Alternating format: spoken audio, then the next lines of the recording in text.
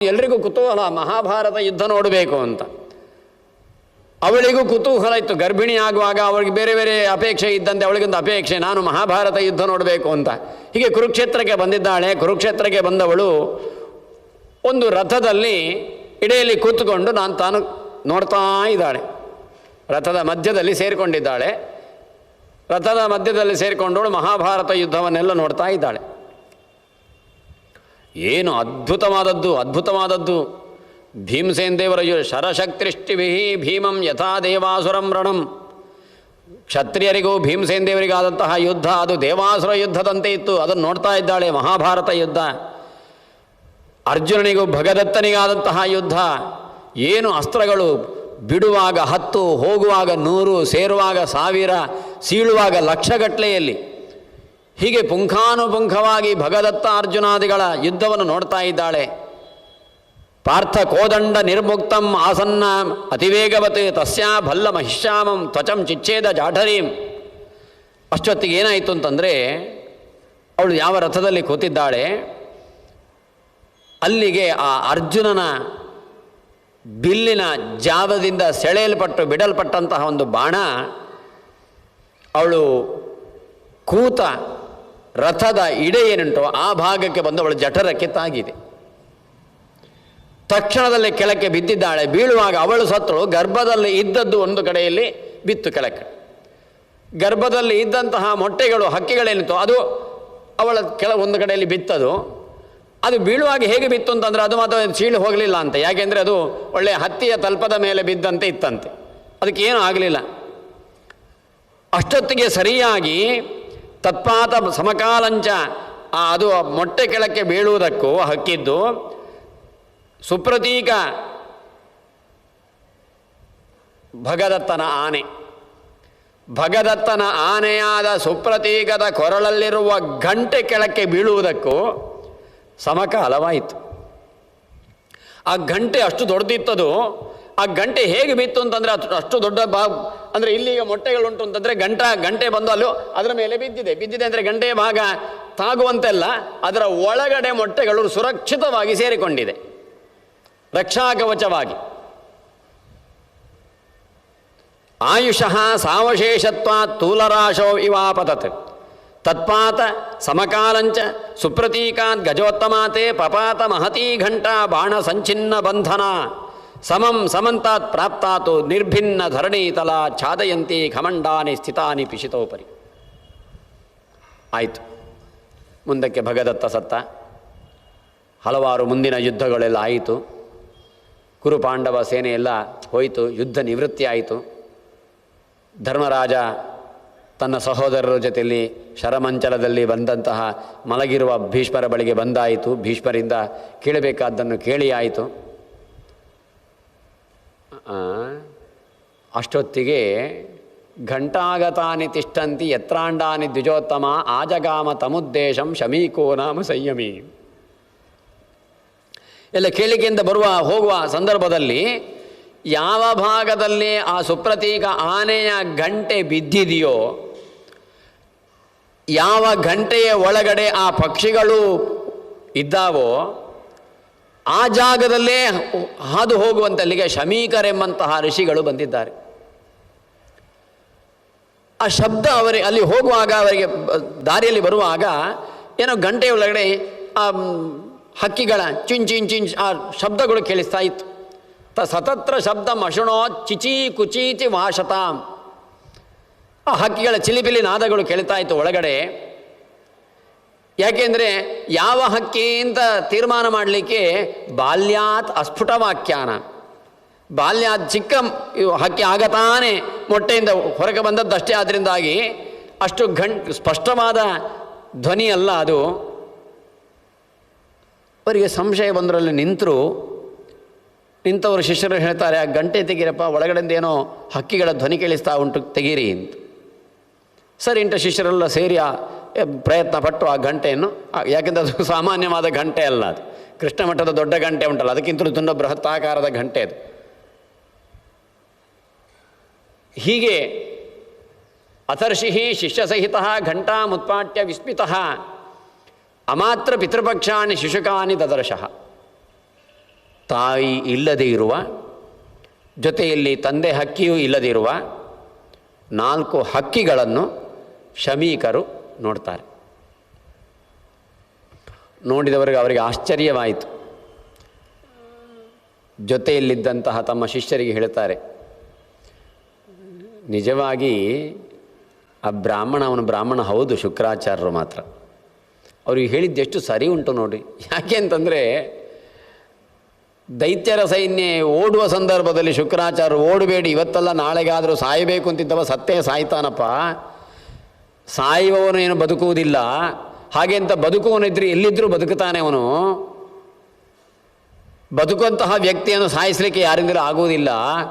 ಆದ್ದರಿಂದಾಗಿ ಅದು ಸತ್ಯ ಹೇಳಿದರು. ನೋಡಿ, ಇಲ್ಲಿ ಇಷ್ಟೆಲ್ಲ ಮಂದಿ ಸತ್ತರೂ ಕೂಡ, ತಾಯಿ ಹಕ್ಕಿ ಇಲ್ಲದಿದ್ದರೂ ಕೂಡ ಆ ಮಕ್ಕಳಿಗೆ ರಕ್ಷಣೆ ಗಂಟೆಯ ಒಳಗಡೆ ಹೇಗೆ ಸಿಕ್ಕಿದೆ ನೋಡು. ಯಾಕೆಂದರೆ ಆ ಗಂಟೆಯ ಮೇಲೆ ಏನಾದರೂ ಬಿದ್ದು ಪುಡಿಯಾಗ್ಬೋದು. ಗಂಟೆ ಮೇಲೆ ಬಿದ್ದರೆ ಬಿದ್ದ ವಸ್ತು ಪುಡಿಯಾಗಬಹುದೇ ಹೊರತು ಆ ಗಂಟೆ ಪುಡಿಯಾಗಲಿಕ್ಕಿಲ್ಲ. ಅದು ಅಂಥ ಭದ್ರವಾದ ಕೋಟೆ ಅದು, ಆ ಗಂಟೆ ಅದು. ಕೋಟೆ ಅಂತಿರುವಂತಹ ಒಳ್ಳೆ ದುರ್ಗ ಅದೊಂದು. ಹೀಗೆ ಇದರ ಒಳಗಡೆ ಇದು ಬದುಕಿದೆ ಅಂತಂದರೆ ಇದು ಅದ್ಭುತ ಮಾತ್ರ. ತಕ್ಷಣದಲ್ಲೇ ತೆಗೀರಿ ಅದನ್ನು. ಉತ್ಸೃಜ್ಯ ಶೌರ್ಯ ಯಶಸಿ ಕ್ವಗತ ನಮರಿಷ್ಯತ ನಶ್ಯತೋ ಯುದ್ಧತೋ ವಾಪಿ ತಾವದ್ಭವತಿ ಜೀವಿತಂ. ಅದನ್ನಾಗೆ ಸಾಯಬೇಕು ಅಂತಿದ್ರೆ ಯುದ್ಧ ಮಾಡಿಯೇ ಸಾಯಬೇಕು ಅಂತಿಲ್ಲ, ಮನೆಯಲ್ಲಿದ್ದರೂ ಸಾಯ್ಬೋದು. ಬದುಕಬೇಕು ಅಂತಿದ್ರೆ ಮನೆಯಲ್ಲಿದ್ದರೆ ಬದುಕಬೇಕು ಅಂತಿಲ್ಲ, ಹೊರಗೆ ಬಂದು ಹೊರಗೆ ಇದ್ದರೂ ಬದುಕಬಹುದು. ಬಹುಶಃ 2-3 ವರ್ಷದಲ್ಲಿ ಎಲ್ಲರಿಗೂ ಅನುಭವಕ್ಕೆ ಬಂದಿದೆ. ನಾವೇನು ತಿಳ್ಕೊಳ್ಬೇಕು ಗೊತ್ತಾ, 2-3 ವರ್ಷದಲ್ಲಿ ನಾವು ಯಾರಾದರೂ ಇವತ್ತು ಉಸಿರಾಡ್ತಾ ಇದ್ದೇವೆ ಅಂತಂದರೆ ನಮಗೆ ದೇವರು ಕೊಟ್ಟ ಬೋನಸ್ ಇದು ಅಂತ, ಆಯುಷ್ಯದ ಬೋನಸ್ ಇದು. ಯಾಕೆಂದರೆ 2-3 ವರ್ಷದಲ್ಲಿ ಹೋದದು ಒಳ್ಳೆಯ ಬಿಸಿ ಬಿಸಿ ರಕ್ತದ ಯುವಕರೂ ಹೋಗಿದ್ದಾರೆ, 25 ರೋಗಗ್ರಸ್ತರಾದ ಇದ್ದವರು ಕೂಡ ಅದು ಬಂದು ಮರಳಿ ವಾಪಸ್ ಮನೆಗೆ ಸೇರಿಕೊಂಡವರಿದ್ದಾರೆ. ಆದ್ದರಿಂದಾಗಿ ಅಂಥವರೇ ಹೋಗ್ತಾರೆ ಇಂಥವರೇ ಹೋಗ್ತಾರೆ ಅಂತ ನಿಯಮಗಳೇನಿಲ್ಲ. ಹೋಗಬೇಕು ಅಂತುಂಟು, ಎಲ್ಲಿದ್ದರೂ ಹೋಗ್ತೇವೆ. ಭಾಗವತ ಒಂದು ಕಡೆಯಲ್ಲಿ ಹೇಳಿದ್ದುಂಟು, ಪತಿಚ್ಯುತಂ ತಿಷ್ಠತಿ ದಿಷ್ಟರಕ್ಷಿತಂ ಗೃಹೇ ಸ್ಥಿತಂ ತದ್ದಿಹತಂ ವಿನಶ್ಚ. ದೇವರ ದೃಷ್ಟಿ ಉಂಟು ಅಂತಿದ್ರೆ ನಾವು 4 ರಸ್ತೆ ಬಿಸಿ ಬಿಸಿ ರಸ್ತೆ ಮಧ್ಯದಲ್ಲಿ ಹೋಗಿ ಬಿದ್ದಿದ್ದರೂ ಕೂಡ, ಟ್ರಾಫಿಕ್ ಫುಲ್ಲು ಜಾಮ್ ಆಗಿದ್ದರೂ ಕೂಡ ನಾವು ಬದುಕಿ ಬರ್ತೇವೆ. ದೇವರ ದೃಷ್ಟಿ ಇಲ್ಲ, ರಕ್ಷಣಾ ದೃಷ್ಟಿ ಇಲ್ಲ ಅಂತಾದರೆ ಮನೆಯ ಒಳಗಡೆ, ನಮ್ಮ ರೂಮಿನ ಒಳಗಡೆ, ಗಾಡ್ರೇಜ್ ಒಳಗಡೆ ನಾವು ಕೂತ್ಕೊಂಡ್ರು ಹೋಗುದಿದ್ರು ಹೋಗ್ತೇವೆ. ವಸ್ತು ಆದರೂ ಅಷ್ಟೇ, ನಮ್ಮ ವಸ್ತು ಸಿಕ್ಕುವಂಥದ್ದಿದ್ದರೆ ಅದು ಎಲ್ಲಿ ಬಿದ್ದಿದ್ರೂ ನಮ್ಮ ಕೈಗೆ ಸಿಕ್ಕುವಂತೆ ಆಗಿರ್ತದೆ. ನಮಗೆ ಸಿಕ್ಕುವುದಿಲ್ಲ ಅಂತಿದ್ರೆ ಮನೆಯ ಒಳಗಡೆ ಗಾದ್ರೇಜಲ್ಲಿದ್ದರೂ, ಗೋದ್ರೇಜ್ ಕಂಪನಿದ್ದೇ ಗೋದ್ರೇಜ್ ಆದರೂ ಕೂಡ ಅದು ಹೋಗ್ತದೆ. ಆದ್ದರಿಂದಾಗಿ ನಶ್ಯತೋ ಯುದ್ಧತೋ ವಾಪಿ ತಾವದ್ಭವತಿ ಜೀವಿತಂ ಯಾವದ್ಧಾತ ಸೃಜತ್ಪೂರ್ವಂ ನಯಾವನ್ ಮನಸೇಪ್ಸಿತಂ. ನಾನು ಮನಸ್ಸು ಮಾಡಿದಂತೆ ಬದುಕುವುದಲ್ಲ, ಮತ್ತು ಬ್ರಹ್ಮದೇವರು ನಮಗೆ ಎಷ್ಟು ಆಯುಷ್ಯವು ಇರಬೇಕು ಭೂಮಿಯಲ್ಲಿ ಅಂತ ತೀರ್ಮಾನ ಮಾಡಿರ್ತಾರೆ, ಆ ರೀತಿಯಲ್ಲಿ ನಾವು ಬದುಕ್ತೇವೆ. ಏಕೆ ಮ್ರಿಯಂತೆ ಸ್ವಗೃಹೆ. ಕೆಲವರು ಮನೆಯಲ್ಲಿ ಸಾಯ್ತಾರೆ, ಕೆಲವರು ಮನೆ ಬಿಟ್ಟು ಹೊರಗೆ ಬರುವಾಗ ಸಾಯ್ತಾರೆ. ಸಾಯುವುದೇ ಯಾರಾದರೂ ಕೂಡ. ಕೆಲವರು ನೀರು ಕುಡಿಯುವಾಗ ಸಾಯ್ತಾರೆ, ಕೆಲವರು ಊಟ ಮಾಡುವಾಗ ಸಾಯ್ತಾರೆ. ವಿಲಾಸಿನ ತಥೈವಾನ್ಯೇ ಕಾಮಯಾನ ನಿರಾಮಯಾ ಅವೀಕ್ಷತಾಂಗ ಶಸ್ತ್ರೈಚ ಪ್ರೇತರಾಜವಶಂಗತಃ. ಅಂತೂ ಸಾಯದೇ ಇದ್ದವರು ಯಾರು ಅಂತಿಲ್ಲ, ಪ್ರತಿಯೊಬ್ಬರೂ ಇವತ್ತಲ್ಲ ನಾಳೆಗಾದರೂ ಸಾಯುವುದೇ ಉಂಟು ಅಂತ ಹೇಳ್ತಾರೆ. ನೋಡಿ, ಇಲ್ಲದಿದ್ದರೆ ಇವುಗಳು ಆ ಹಕ್ಕಿ, ತಾಯಿ ಹಕ್ಕಿ ಸಾಯುವಾಗ ಇವುಗಳು ಸಾಯಲಿಲ್ಲ ಅಂತಾದರೆ ಇದಕ್ಕೆ ರಕ್ಷಣೆ ಕೊಟ್ಟಿದ್ದಾರೆ ಅಂತಂದರೆ ಇದು ಸಾಮಾನ್ಯವಾದ ಹಕ್ಕಿ ಆಗಿರಲಿಕ್ಕಿಲ್ಲ ಅಂತ ದೃಷ್ಟಾಂತ ತುಂಬ ಕೊಡ್ತಾರೆ ಎಲ್ಲ. ಹೇಗೆ ಸಾಯುವುದು ಹೇಗೆ ಅಂತ. ಅಂತೂ ಏನಿದ್ರೂ ಕೂಡ ಇವತ್ತು ಯುದ್ಧೇಪಿ ಸಂಪ್ರಾಪ್ತಾ ಪಂಚತ್ವಂ ಅತಿಮಾನುಷೇ ಕಾಂಡಾನಾಂ ಪತನಂ ವಿಪ್ರಾಹ ಕ್ವ ಘಂಟಾ ಪತನಂ ಸಮಂ. ಆ ಅಂಡಗಳು ಬಿದ್ದದ್ದೇನು, ಅದರ ಮೇಲೆ ಸರಿಯಾಗಿ ರಕ್ಷಣೆಯಾಗಿ ಆ ಗಂಟೆ ಬೀಳುವುದಂದ್ರೇನು, ಅದು ರಕ್ಷಣೆಯಾಗಿ ಆ ಮೊಟ್ಟೆಗಳು ಏನು ಆಗದಿರುವುದಂದ್ರೇನು, ಅದು ಕೂಡ ಅವುಗಳಿಗೆ ಮಾತ್ರ ಆ ರೀತಿಯಲ್ಲಿ ರಕ್ಷಣೆ ಸಿಕ್ಕುವುದಂತಂದ್ರೇನು. ಈ ಇಷ್ಟು ದೊಡ್ಡ ಯುದ್ಧ ಕ್ಷೇತ್ರದಲ್ಲಿ ಇಷ್ಟೆಲ್ಲ ಸಾಯ್ತಾ ಇದ್ರು ಕೂಡ ಅವುಗಳಿಗೆ ಬದುಕಿದ್ದೇವೆ ಅಂತಂದರೆ ಅದೇನು 1 ದಿವಸ 2 ದಿವಸ ಅಲ್ಲ, ಇಷ್ಟು ಸಮಯ ಆಯಿತು ಯುದ್ಧ ಮುಗಿದು. ಅದನ್ನು ಹಿಡ್ಕೊಳ್ಳಿ. ಅದೆಲ್ಲವನ್ನು ಕೂಡ ಇಲಿಗಳು ತಿನ್ನದಂತೆ, ಬೆಕ್ಕುಗಳು ತಿನ್ನದಂತೆ ಅದನ್ನು ರಕ್ಷಣೆ ಮಾಡಬೇಕು ನಾವು. ಯಾಕೆಂದರೆ ಅದನ್ನು ಬದುಕಿಸಿದ್ದಾನೆ ದೇವರು ಅಂತಂದರೆ ಅವುಗಳ ಮೂಲಕವಾಗಿ ಮುಂದಕ್ಕೆ ಏನೋ ದೊಡ್ಡದೊಂದು ಆಗಬೇಕು ಅಂತ ಅರ್ಥ ದೇವರ ಸಂಕಲ್ಪ. ಇಂತಹ ಇಷ್ಟು ಮೃತಿ ಹೊಂದುವ ಕ್ಷೇತ್ರದಲ್ಲೂ ಕೂಡ, ರಣಕ್ಷೇತ್ರದಲ್ಲೂ ಕೂಡ 4 ಪಕ್ಷಿಗಳು ಬದುಕಿದ್ದಾವೆ ಅಂತಂದರೆ ಅವುಗಳಿಂದ ಮಹತ್ತರವಾದ ಯಾವುದೋ ಕೆಲಸ ಆಗಬೇಕು ಅಂತ ದೇವರ ಸಂಕಲ್ಪ ಉಂಟು. ಆದ್ದರಿಂದ ಅದರ ರಕ್ಷಣೆ ಜವಾಬ್ದಾರಿ ನಮಗುಂಟು ಅಂತ ಶಮೀಕರು ಶಿಷ್ಯರಿಗೆ ಹೇಳಿ ಅದನ್ನು ತಮ್ಮ ಆಶ್ರಮಕ್ಕೆ ಕರ್ಕೊಂಡು ಬರ್ತಾರೆ. ಅದಕ್ಕೆ ಆಹಾರಾದಿಗಳನ್ನು ಕೊಟ್ಟು ರಕ್ಷಣೆ ಮಾಡ್ತಾರೆ. ಅವರು ಹೇಳ್ತಾರೆ, ನೋಡಿ, ಶಿಷ್ಯರಿಗೆ ಹೇಳ್ತಾರೆ, ದ್ವಿಜಾಹ ಕಿಂವಾತಿ ಯತ್ನೇನ ಮಾರ್ಯಂತೆ ಕರ್ಮಭಿಸ್ವಕೈಹಿ. ಇರಲಿ, ಕೃಷ್ಣಾಯ ನಮಃ. ಹೀಗೆ ಅದೇ ರೀತಿ ಬಂದು ಮುಂದಕ್ಕೆ ಯಾವುದರಿಂದ ತೊಂದರೆಗಳು ಬರದೇ ಇರುವ ರೀತಿಯಲ್ಲಿ ಆ ಪಕ್ಷಿಗಳನ್ನು ಸಾಕ್ತಾ ಇದ್ದಾರೆ. ಮುಂದಕ್ಕೆ ಅಹನ್ಯಹಾನಿ ಪಿಪ್ರೇಂದ್ರ ಸತೇಶ ಮುನಿಸತ್ತಮಃ ಚಕಾರ ಆಹಾರ ಪಯಸ ತಥಾ ಗುಪ್ತ್ಯಾಚ ಪೋಷಣಂ. ಅದನ್ನು ಗೋಪ್ಯವಾಗಿ ಯಾವುದೇ ಇನ್ನಿತರ ಪ್ರಾಣಿಗಳಿಗೆ ಸಿಕ್ಕದೇ ಇರುವ ರೀತಿಯಲ್ಲಿ ಅವುಗಳನ್ನು ರಕ್ಷಣೆ ಮಾಡ್ತಾ ಮಾಡ್ತಾ ಬರ್ತಾ ಇದ್ದಾರೆ.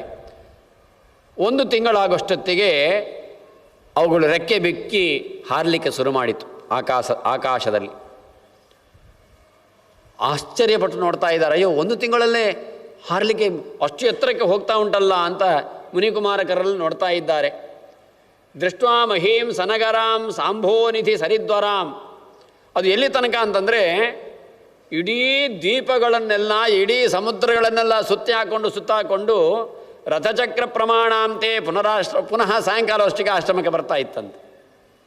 ಶಮಕ್ರಾಂತಾಂತರಾತ್ಮಾನಃ ಮಹಾತ್ಮಾನಃ ವಿಯೋನಿಜಾಃ ಜ್ಞಾನಂಚ ಪ್ರಕಟೀಭೂತಂ ತತ್ರ ದೇಶಾಂ ಪ್ರಭಾವತಃ. ಹೀಗೆ ಪೂರ್ತಿ ಒಂದು ಪ್ರದಕ್ಷಿಣೆ ಹಾಕಿ ಬಂದ ಸಂದರ್ಭದಲ್ಲಿ ಆ ಪಕ್ಷಿ ರೂಪದಲ್ಲಿ ಹುಟ್ಟಿಕೊಂಡಂತಹ 4 ಮಂದಿ ಋಷಿಕುಮಾರಕರಿಗೆ ಪೂರ್ವಜನ್ಮದ ಜ್ಞಾನ ಉದಯವಾಯಿತು. ಆ ಸಂದರ್ಭದಲ್ಲಿ ಬರ್ತಾರೆ, ಶಮೀಕರಿದ್ದಾರೆ, ಶಿಷ್ಯರ ಜೊತೆಯಲ್ಲಿದ್ದಾರೆ.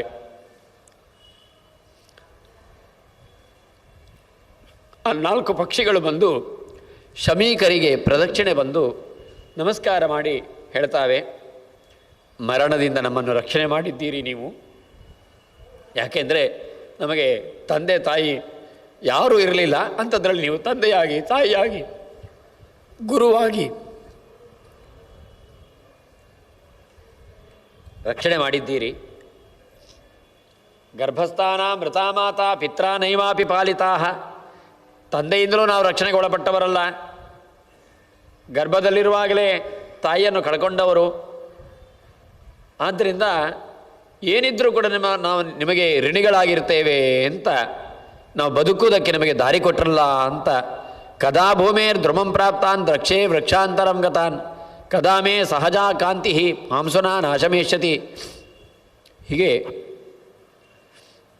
ಹೇಳಿದವಾಗ ಆಶ್ಚರ್ಯವಾಯಿತು ಶಮೀಕರಿಗೆ. ಆಶ್ಚರ್ಯ ಆಗ್ತಾ ಉಂಟು, ರೋಮಾಂಚನ ಆಗ್ತಾ ಉಂಟು. ಮಾತನಾಡ್ತಾ ಇದ್ದಾವೆ ಆ ಪಕ್ಷಿಗಳು ಬೇರೆ, ಒಂದು ಕೃತಜ್ಞತೆಯನ್ನು ಹೇಳ್ತಾ ಇದ್ದಾವೆ ಪಕ್ಷಿಗಳು ಬೇರೆ. ಅದನ್ನು ನೋಡಿ ಆಶ್ಚರ್ಯಪಟ್ಟು ಇದು ಸಾಮಾನ್ಯವಾದ ಪಕ್ಷಿಗಳಲ್ಲ ಅಂತ ತಿಳ್ಕೊಂಡಂತಹ ಶಮೀಕರು ಕೇಳ್ತಾರೆ, ಒಂದು ಕೇಳಬೇಕು ಅಂತ ಅಪೇಕ್ಷೆ ಉಂಟು. ಯಾರ ಶಾಪ ನಿಮಿತ್ತಕವಾಗಿ ನೀವು ಭೂಮಿಯಲ್ಲಿ ಈ ರೂಪದಲ್ಲಿ ಹುಟ್ಟಿದ್ದೀರಿ?